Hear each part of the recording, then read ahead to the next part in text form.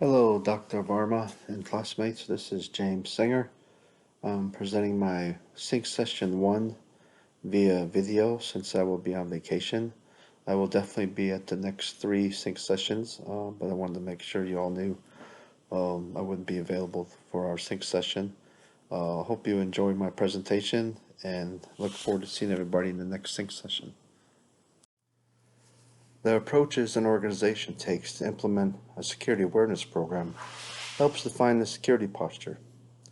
Managers need to understand the risks that could impact the company, such as intentional abuse and the risk of disasters.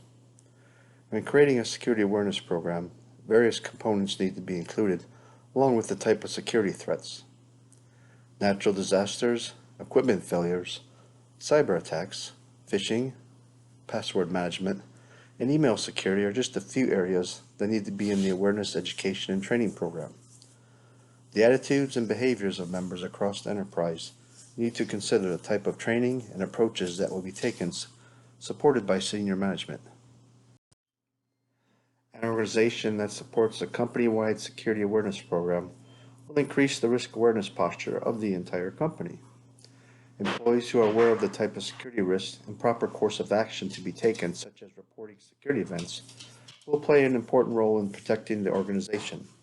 Each employee is the front line of protection, as it only takes one person to click on a phishing email, which will result in a potential data breach and loss of proprietary information. On the flip side, an organization that does not invest or commit to a robust security awareness program will have a higher chance of a potential breach. Employees will not know expected and acceptable behavior, particularly when working with information technology systems. Abuse is not just an external threat actor wanting to steal financial or company secrets, but employees who commit fraud and abuse if policies are not well known and supported through a security awareness program dedicated to training and education of all employees. According to Brecht 2019, a successful security awareness program can have a positive impact on an enterprise security posture with careful planning by identifying the needs, highlight the weaknesses and strengths, obtain executive leadership support, and cover topics relevant to the organization such as social engineering, password protection, mobile devices, email phishing, antivirus, and remote access. Each member of an organization needs to understand the types of threats from disasters and intentional abuse. Now we'll discuss the types of security threats, disaster versus intentional abuse. Managers who are not aware of the types of risks to an organization, such as disasters and intentional abuse, do not have the tools in their toolbox to properly protect and report events that drive home the importance of a security awareness program and risk management program. A disaster can happen at any time, whether natural, man-made, or intentional, stressing the need to practice disaster recovery and business continuity regularly. As part of a security awareness program, topics should include how the company will respond in the event of a disaster. Failure to understand what business critical is during disaster recovery can have major impacts on an organization. For example, knowing which applications and systems are critical and having alternate data centers and communication paths are important when a disaster hits, along with the people knowledge to support it. Additionally, disasters can include cyber attacks from malicious actors, major hardware failures such as critical data center switch, or failure of a critical application due to routing path issues. Another type of security threat is intentional abuse, which managers need to know the risk and how to deter and report abuse policy violations. Just like disasters, computer abuse can have devastating impacts on an organization. An information security awareness program, supported by policies, should ensure education and training on what constitutes intentional abuse of technology assets and the type of penalties for any violations. Quote from NIST: humans can be threat sources through intentional acts such as deliberate attacks by malicious persons or disgruntled employees, or unintentional acts such as negligence and errors.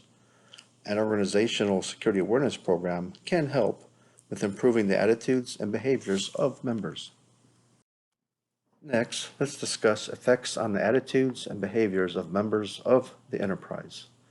The policies and guidelines implemented at an organization can have effects on the attitudes of members across the enterprise and are used as a deterrent. The education of members through a security awareness program provides benefits for a better understanding of the types of risks, acceptable behavior, and expected practices and controls around technology assets. One type of remedy is the punishment of intentional abuse policy violations, as all members of the enterprise should know what constitutes intentional abuse and what to expect if a violation occurs, along with the managers knowing the responsibilities required for reporting. Proactive detection should also be part of the security plan and part of a security awareness at training and education. The potential intentional abusers of technology assets will have second thoughts about committing violations if it is known that besides the punishment actions, monitoring is in place to catch a violator.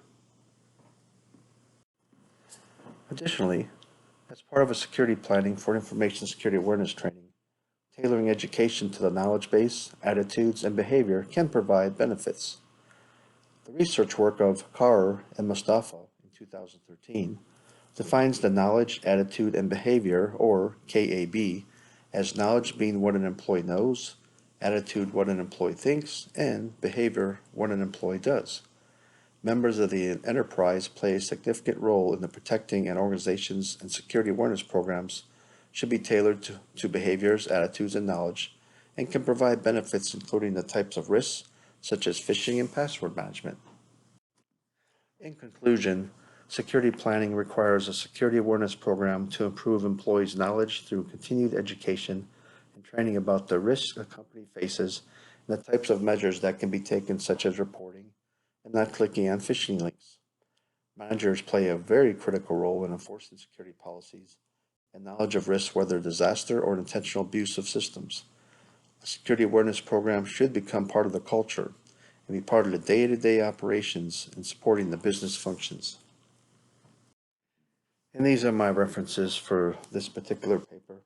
I wanted to make a note. Appreciate y'all watching my video, and I will see you in the next sync session.